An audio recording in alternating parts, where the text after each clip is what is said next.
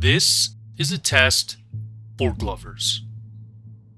First, you'll watch the beginning of a move in slow motion. The video will then pause. You will then be presented with multiple choice.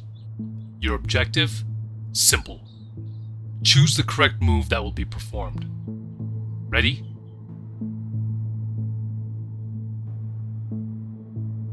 What move is going to be performed?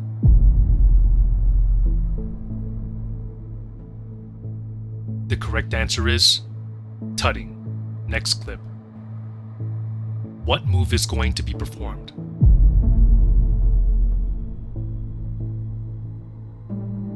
The correct answer is box. Next clip. What move is going to be performed? The correct answer is diagonal. The test is now finished. Thank you for participating. You might be wondering what this test was about. Let me explain. Chances are, if you're an experienced glover, then you would have guessed all of these moves wrong. You would have guessed that the first clip was going to be a whip, and that the second clip was going to be a finger roll, and that the last clip was going to be a liquid. There's an important message here. It basically means your mind has been conditioned. It has been controlled by your past self. What you saw in the test weren't just moves being performed. There were also potential transition points to go elsewhere. They were made to trick you, to trick your conditioned mind.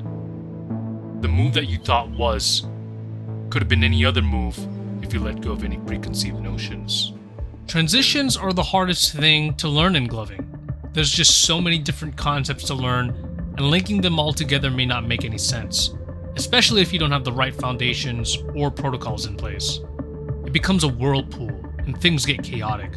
That in the midst of the chaos, the only thing that makes sense is to do the very thing you've done thousands of times before. That's called autopilot. Autopilot is a bitch, and one way you get out of it is if you slow down time. 1, 2, 3, 4 can also be 1.1, 1.2, 1.3, and at 1.4, you are allowed to reroute your destination and land at 6. Every single form is a transition point. Getting your mind used to this comes with a lot of self-awareness and the ability to catch yourself mid-show. But what you also need are protocols, and I'm going to give you 3. The first one is called a point rotation. When you make contact on a surface with any of your fingertips, you stay on the point and rotate.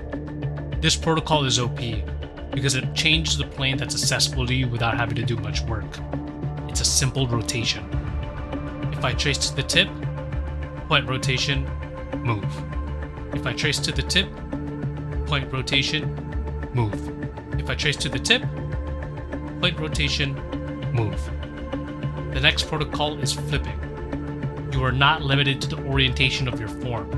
You can simply flip. Flip. Flip. The last protocol is exploding.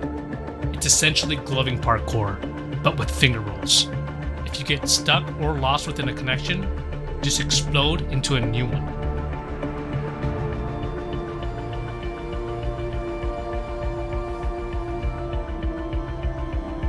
Now that you've learned a thing or two about transitions, ready to take the test again?